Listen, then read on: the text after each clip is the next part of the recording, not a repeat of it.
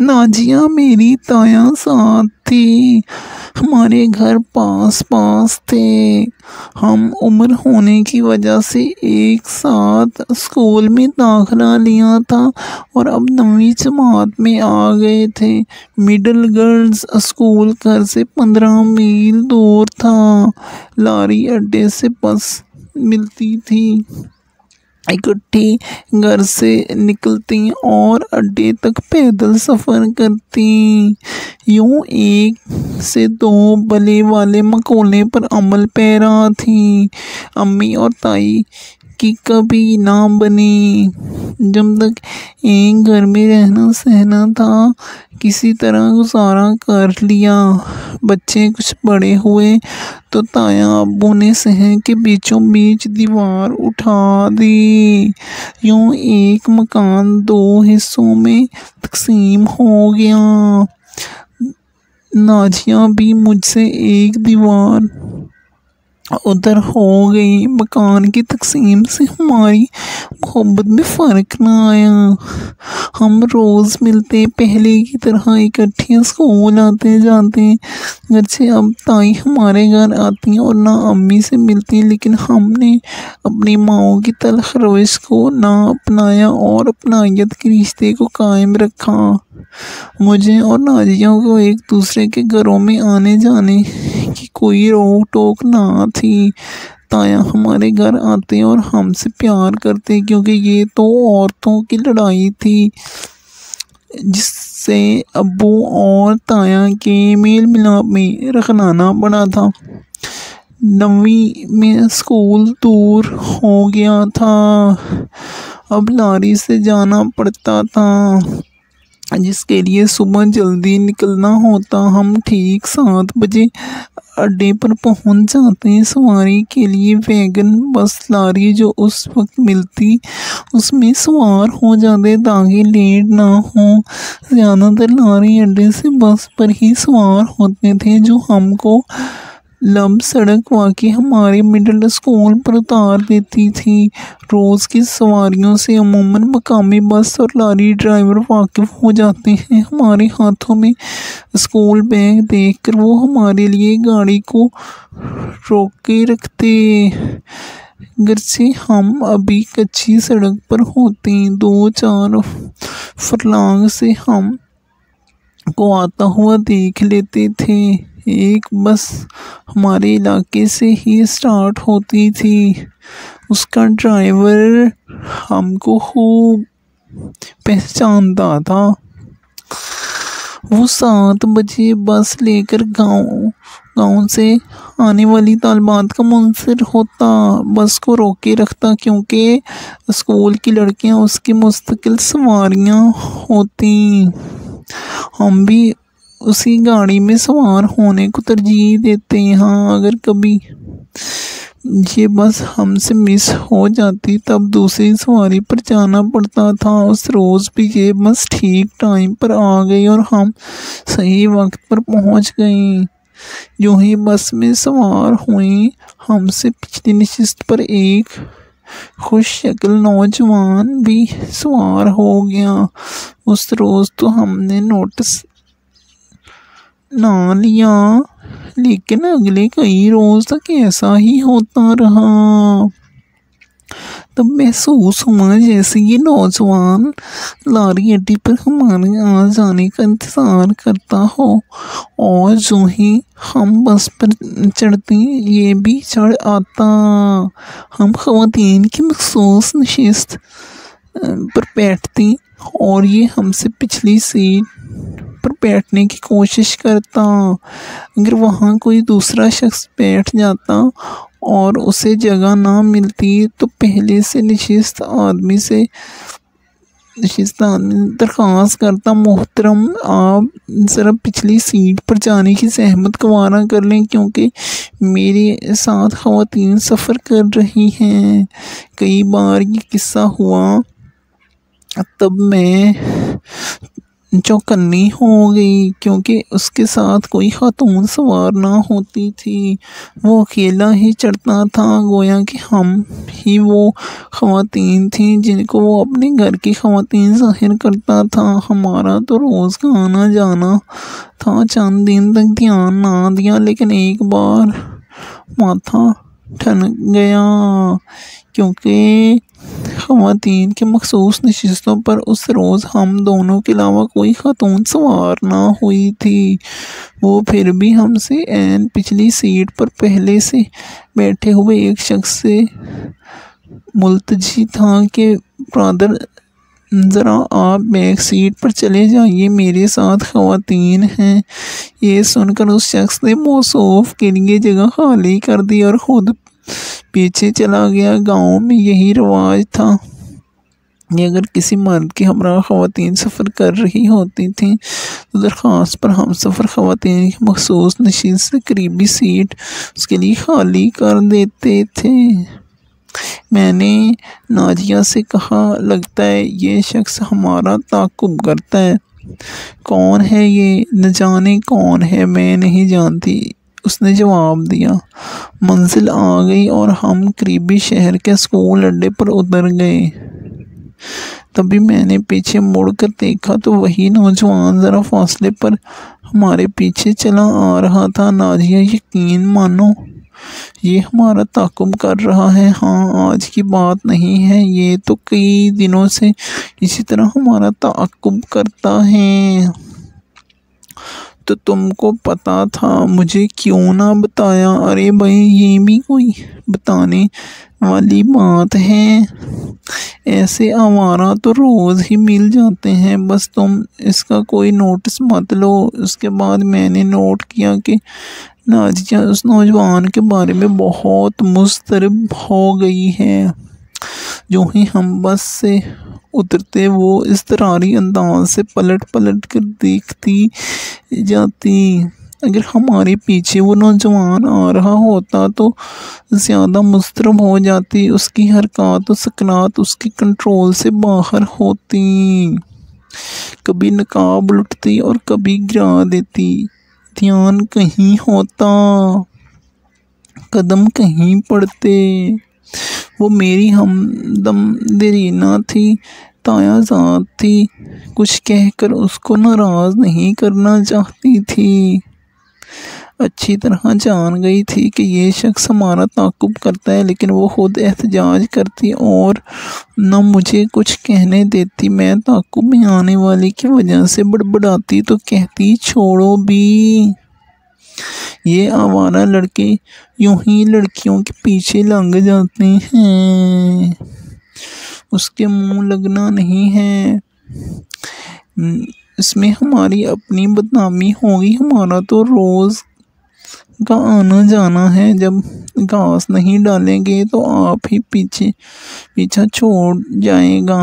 नाजिया की खातिर मैं चुप रही और उसकी आवारगी को नज़रअंदाज रखा। सोचा ये ठीक कहती है, जब लिफ्ट ना कराएंगे खुद ही मायूस होकर रह जाएगा। सोचा भी ना था कि मेरी अजीज़ अज़जान कज़न अचानक ही यू टर्न लेकर और मुझसे अपनी राह अलग कर लेगी। अब वो स्कूल के लिए देर से निकलने लगी, जानबूझकर लेट होने लगी। मुझे तो अपनी स्टडी अजीज़ थी। चंद दिन ये बर्दाश्त किया, लेकिन रोज़ उस्तानी की डांट कौन सहता है, जबकि अब हम स्कूल असम्बली में भी ठीक वक्त पर ना पहुंच पाते थे। डांट तो नाजिया को भी पड़ती थी, लेकिन उस पर कोई असर ही ना होता था। मैंने उसका इंतज़ार किए बगैर वक्त पर स्कूल के लिए घर से निकलना शुरू कर दिया। वक्त मुकर्रर पर स्कूल को रवाना हो जाती और टाइम पर पहुंच जाती, लेकिन नाजिया देर से आती, जुर्माना लगता, डांट खाती, सज़ा मिलती। उसके मामूल में तब्दीली ना आई। चंद दिनों बाद ये होने लगा कि वो स्कूल से गैर हाजिर रहने लगी। मैंने ताया के घर जाकर उसे बाज पुरस की तो आंखें दिखा बोली, तुम चुप रहो और इस मामले से दूर रहो। मुझे देर हो जाती है तो डांट और बेइज्जती के खौफ से नागा कर लेती हूँ। तुम मुस्तानी को कह दिया करो कि वो बीमार है इसलिए नहीं आई, और हाँ, मेरी अम्मी को कुछ मत बताना। तेवर ऐसे हों तो कोई बेवकूफ़ भी समझ जाता है कि दाल में कुछ काला है। ताई हमसे नाक चढ़ा कर रखती थी तो हम भी उनके नज़दीक नहीं फटकते थे। उनसे नाजिया की शिकायत करने की भला मेरी जुर्रत कहाँ थी। अब साफ वाज़ेह हो गया था कि नाजिया मेरे साथ स्कूल जाने और आने से कतराने लगी है, इसलिए बेहतर जाना कि इसका मामला उस पर छोड़ दूं और उससे अपना रास्ता अलग कर लूं। मैंने उसके साथ आना जाना, मिलना मिलाना, हत्ता कि बातचीत तक छोड़ दी। अब हम मुख्तलिफ औकात में घर से निकलती थी। मैं एक बस में तो वो दूसरी में सफ़र करती। अब वो नौजवान भी उस बस में ना होता जिसमें मैं होती, बल्कि वो नाजिया के साथ सफ़र करता था। आखिर तो उन दोनों के बीच कोई मामला तय हो ही गया था। मुझे नाजिया की परवाह ना रही, वो स्कूल आए या गैर हाजिर रहे, मेरी बुला से उसकी अपनी राह थी और मेरी अपनी राह थी, और ये फासला उसने खुद पैदा किया था। कभी कभार वो मुझे बस अड्डे पर खड़ी मिलती, लेकिन मेरे साथ ना आती, जैसे किसी का इंतज़ार कर रही हो। मैं जानती थी उसे किस हमसफ़र का इंतज़ार है जिसके साथ वो एक अनोखे सफ़र पर निकली हुई थी, क्योंकि उन दिनों रोज़ ही उसकी छुट्टी की दरख्वास्त आ रही थी। मैंने इस बात का किसी से तज़किरा ना किया, क्योंकि ताई अम्मा तो अजीब गले पड़ने वाली औरत थी और वही एक थी जो बेटी को भटकने से रोक सकती थी। तब मुझे फ़िक्र और परेशानी ज़रूर थी कि अगर वो किसी बदमाश के हत्थे चढ़ गई तो ना सिर्फ खुद को नुकसान पहुंचाएगी, बल्कि हमारे ख़ानदान की इज़्ज़त भी खाक में मिल जाएगी। एक बार मैंने देखा कि वो उसी नौजवान के साथ कार में जा रही हैं। ये कार ऐन मेरी निगाहों के सामने से गुजरी थी। उस वक्त मैं बस में खिड़की के पास बैठी थी। आंखों से देखा तो यकीन हो गया नाजिया गलत राह की मुसाफिर हो चुकी हैं, और उसका हमसफ़र भी वही हमारे ताक़ुब में आने वाला नौजवान है जिसके बारे में मुझे अंदाज़ा था कि वही होगा। वो स्कूल के बहाने घर से निकलती और उसके हमराह घूमती फिरती। वो हम सब की आंखों में धूल झोंक रही थी, ख़ानदान की इज्जत मिट्टी में मिला रही थी। आखिर उसका कोई अंजाम तो होना ही था। एक रोज़ ताया अब्बू ने खुद उसे किसी खैर के साथ गाड़ी में जाते देख लिया। वो शहर से लौटे तो काफ़ी अपसेट थे। उन्होंने नाजिया की खूब खबर ली और फिर उसका स्कूल जाना बंद करा दिया। उसके साथ ही रिश्ते के लिए तगोदो होने लगी। तभी इंकशाफ हुआ कि नाजिया की तबीयत बहुत ख़राब है। ताई लेडी डॉक्टर के पास ले गई, जिसने बताया कि तुम्हारी बच्ची उम्मीद से है। ताई पर तो क़यामत ढह गई। अब ताया को बताए बगैर चारा ना था। उनके भी औसान ख़ता हो गए। उन्होंने नाजिया पर सख्ती की तो उसने उस नौजवान का नाम बता दिया जिसका नाम शहाब था, और वो उसी गांव के एक ट्रक ड्राइवर का बेटा था। हम मोअज़्ज़ज़ ख़ानदान के शरीफ लोग थे। ताया की सारे इलाके में इज़्ज़त थी। ये रिश्ता जोड़ का ना था, लेकिन अब मजबूरी थी कि ताया की इज़्ज़त एक ड्राइवर के बेटे के हाथ में थी। मामला संजीदा था। वालिद साहब से मशवरा किया। अम्मू ने अपने बड़े भाई को यही मशवरा दिया कि इज़्ज़त बचानी है तो इसको उसी लड़के से ब्याह दो, बेशक बाद में हमेशा के लिए नाता ख़त्म कर देना। उस वक्त हालात ऐसे हैं कि उन हालात में ख़ानदान का कोई लड़का भी तुम्हारी बेटी से शादी ना करेगा। ताया ने शहाब का पता कराया। मालूम हुआ कि वो पहले से शादीशुदा हैं, 3 बच्चों का बाप है और काम भी कोई नहीं करता। औलाद जैसी भी बुरी हो, कोई बाप बेटी को जानबूझकर कुएं में धक्का नहीं देना नहीं चाहता। वालिद साहब से रोकर कहने लगे, एक तो शहाब बदमाश है, हमारे घर में नकब लगाई है, वो हमारी इज़्ज़त का दुश्मन और ऊपर से कम ज़ाद शादीशुदा भी हैं। तुम क्या कहते हो? इससे बेहतर है कि नाजिया को जहर ना दे दें। अपने भाई की मजबूरी पर अब्बू की आंखों में आंसू आ गए, क्योंकि ताया भी रो रहे थे। अब्बा ने कहा, आंखों देखी मक्खी कोई नहीं निकलता, फिर भी तुम भाई हो और तुम्हारी मजबूरी पर कलेजा पसीजता है। मैं अपने बेटे को राज़ी करके निकाह कराए देता हूँ, बाद में देख लेंगे। अभी तो बदनामी की तलवार ऐन सर के ऊपर लटक रही है। कोई चारा ना था। अब्बू और ताया की इज़्ज़त तो एक थी, अगर बदनामी होती तो सभी के मुंह पर कालक लगती। नाजिया को मौत के घाट उतारने का भी किसी में हौसला ना था। वालिद ने ये राज सीने में छुपा लिया कि उनकी बदबख्त भतीजी उम्मीद सी हैं।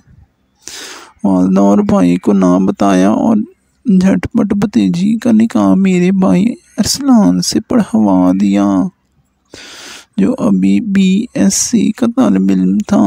वो वेला करता रह गया कि अब्बू आपको क्या हो गया है, क्यों इस कदर जल्दी पड़ गई है, मुझे तालीम तो मुकम्मल कर लेने दें। वालिद साहब ने एक ना सुनी, कहा कि बस हमारी मानोगे तालीम मुकम्मल होती रहेगी। दरअसल तो वो ख़ानदान की इज़्ज़त बचा रहे थे जिसके लाले पड़े हुए थे। नाजिया शादी होकर हमारे घर आ गई। ताई को भी घुटने टेक देने पड़े। उनका सारा गरूर खाक में मिल गया।